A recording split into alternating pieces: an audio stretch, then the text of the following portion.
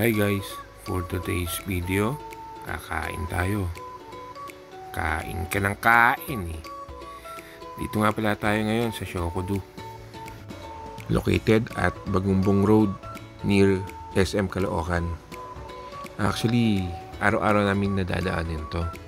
Pero this is the first time na kakain kami rito. Ang ambience, maayos, maaliwalas. At alfresco nga rin pala ito. At dahil sa first time na namin dito kumain, nagpatulong na kami kay kuya kung ano ang bestseller dito. Ang bestseller daw nila rito ay ang Crunchy California Maki, Osaka Ramen, at Okonomiyaki. At habang naghahantay ng order namin, binidyo ko muna yung place para makita nyo kung gaano kalinis at kaganda. Ganda ng asawa ko. Yeah, baby! At ito na guys, dumating na yung order naming Crunchy California Maki. Saraps! Let's start, Mama Ray! At andito na nga rin pala yung order kong ramen. Siyensya na guys ha. Nakakalimutan kong videoan, inupakan ko agad eh. Alam nyo guys, pag umorder kami ng food ni Mrs., puro ganyan na. Puro isang order ng ramen, isang order ng side dish. Kasi hati talaga kami.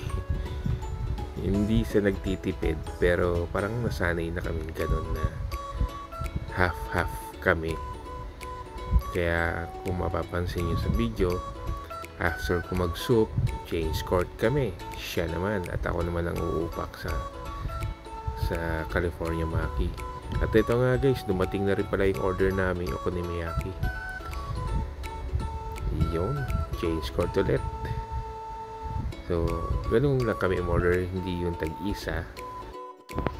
Pero kunyari, nabitin kami sa order at hindi pa kami nabusog. Umu-order na lang ulit kami.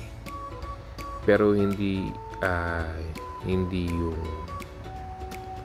isasabay namin yung order na dalawa agad. Gano'n lang.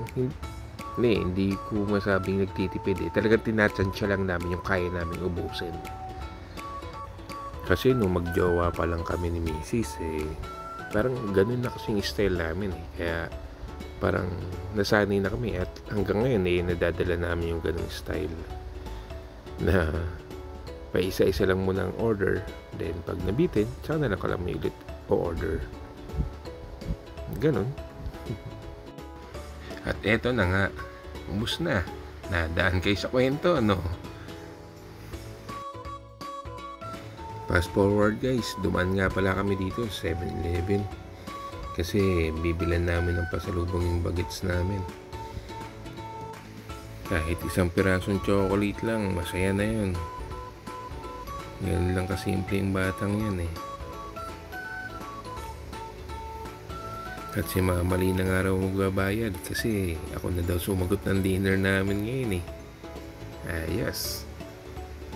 Fast forward guys, andito na nga kami sa bahay at ito na si Bagets. Biniro nga siya ng mami niya. Sinabi ng mami niya na wala siyang pasalubong. Kaya ito, hinahanap agad ako. At nung nakita niyang may bit-bit ako, ayan na. Tuwan-tuwa na si Bagets. Napasayaw pa sa tuwa. Hanggang dito na lang guys. Hanggang sa muli. Bye-bye!